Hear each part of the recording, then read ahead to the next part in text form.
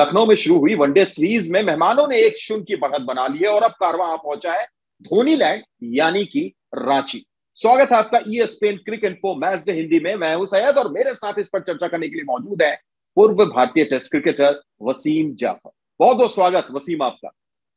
धन्यवाद सैयद। वसीम, लखनऊ में तो भारतीय टीम ने मेजबानी निभाते हुए पहले आप कर दिया और पहला मैच दे दिया दक्षिण अफ्रीका को, लेकिन अब धोनी के होम टाउन यानी रांची में मुकाबला होना है। अब आरे तो सीरीज हार जाएंगे, यहां पर क्या करना होगा? क्या कोई बदलाव आप देख रहे हैं?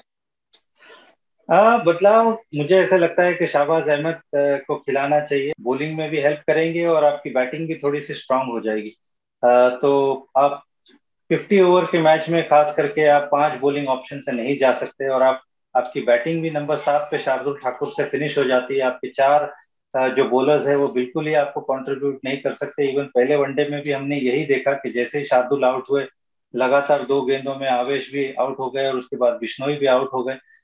तो कहीं ना कहीं आपके बैटर्स पे ये बहुत मुझे लगता है कि प्रेशर डालता है। और अगेन अगर किसी का ऑफ डे होता है बॉलिंग में, जैसे रवि बिश्नोई का था पिछले मैच में, तो आपके पास कोई विकल्प नहीं है छठे बॉलर का। तो मैं डेफिनेटली ये चाहूंगा कि शाहबाज अहमद को मौका दिया जाए क्योंकि वो बहुत अच्छे ऑलराउंडर है। और हमने देखा कि लखनऊ की पिच स्पिन में बड़ी हेल्प कर रही थी। तो हो सकता है रांची में भी हमको वो देखने को मिले। लेकिन शाहबाज अहमद को अगर आप लाते हैं तो फिर आप बाहर किसे करेंगे? ये थोड़ा ट्रिकी होगा मेरे हिसाब से। या तो फिर आप ईशान किशन की तरफ आप जाएं या फिर आप ऋतुराज गायकवाड़ की तरफ जाएं।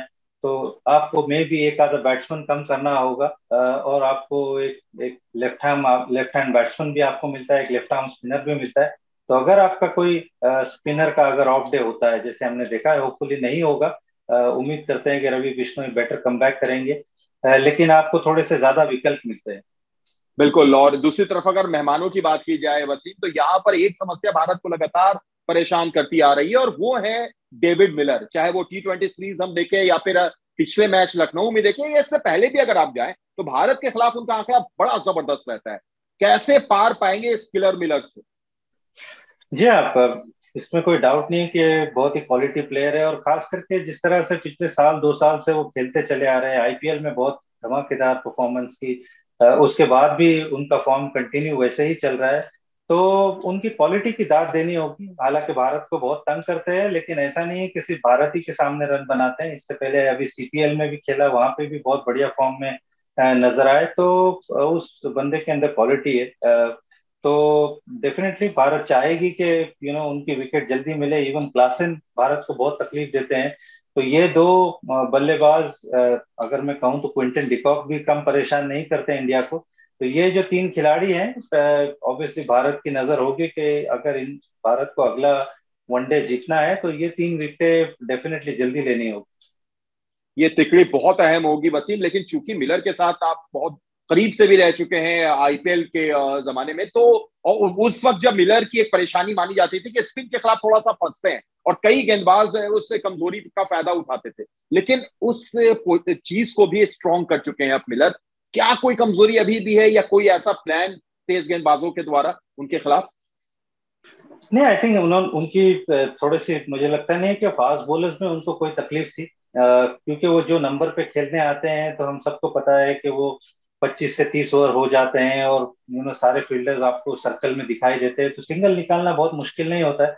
लेकिन स्पिन ऑपरेट होती है उस टाइम पे, तो वो स्पिन में इससे पहले थोड़ा फंसते थे, क्योंकि आईपीएल ऐसे भी अप्रैल मई में होती है, थोड़ी सी पीछे टर्न होती है, और भारत में आपको रन बनाना है तो आपको स्पिन के खिलाफ अच्छा खेलना होगा।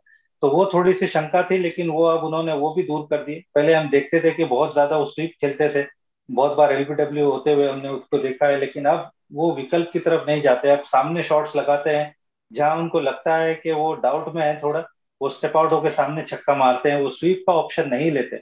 जब उनको खेलना होता है वो तभी स्वीप खेलते हैं। तो आई थिंक ये अपना गेम उन्होंने थोड़ा सा इम्प्रूव किया है और ये उसकी मुझे लगता है उनको तारीफ उनकी करनी होगी कि उन्होंने बहुत जल्दी अपने गेम के अंदर ये सुधार लेकर आया है, जिसका उसको फायदा मिल रहा है। और भारत को भी थोड़ा सुधार लेके आना होगा अगर इस सीरीज को बराबर करना है, पलटवार करना है। वसीम, प्रिडिक्शन टाइम और रांची की अगर बात करें तो यहां पर आंकड़ा बड़ा जबरदस्त है। आंकड़ा ये कहता है कि 5 मैच भारत ने रांची में खेले हैं और इसमें से 2 में जीत मिली है, 2 में हार मिली है। एक मुकाबला बारिश की वजह से रद्द रहा है, और जहां पर भी भारत जीता है चेस करते हुए हारा है, डिफेंड करते हुए, यानी सिर्फ चेस करती हुई टीम जीती है अभी तक रांची में। जी हाँ, तो अगेन टॉस मुझे लगता है कि बहुत इंपॉर्टेंट होगा, और भारत की मुझे लगता है कि बल्लेबाजों पर थोड़ा और प्रेशर होगा। शिखर धवन को मुझे लगता है कि थोड़ा टर्न अप होना होगा। थोड़ा सा आज भी ऐसे लगा कि थोड़ा सा बहुत स्लो स्टार्ट किया है, थोड़ा सा बहुत ऐसे लग रहा था कि टाइम लिया। शुभमन गिल हमने देखा है कि बहुत बढ़िया फॉर्म में है, तो उनका खेलना बहुत इंपॉर्टेंट है। रबाडा की थ्रेट मुझे लगता है नए बॉल में थोड़ी सी कम करनी होगी कि हम उनको अच्छा खेले। उसके अलावा थोड़ा सा ऐसे लगता है कि उनके पास वो रबाडा वाली क्वालिटी के बॉलर्स नहीं है। तो अगर हम रबाडा को विकेट नहीं देते हैं और टॉप ऑर्डर से अगर कोई बड़ा स्कोर बनाता है, तो आई फील इंडिया के चांसेस बेटर है। बिल्कुल इंडिया के चांसेस बेटर है, भले ही कागज पर प्रोटियाज ज्यादा तगड़ी टीम नजर आ रही है, भारतीय टीम थोड़ी सी रिफ्रेश नजर आ रही है, लेकिन वसीम हमें यह भी नहीं भूलना चाहिए माहीलैंड में मैच हो रहा है, चमत्कार कभी भी हो सकते हैं, और धोनी के साथ होनी और अनहोनी की चीज जुड़ी रहती है। बहुत बहुत शुक्रिया हमारे साथ जुड़ने के लिए, तमाम बातचीत करने के लिए। तो फिर होगी आपसे मुलाकात, रखिए अपना ख्याल, दीजिए इजाजत।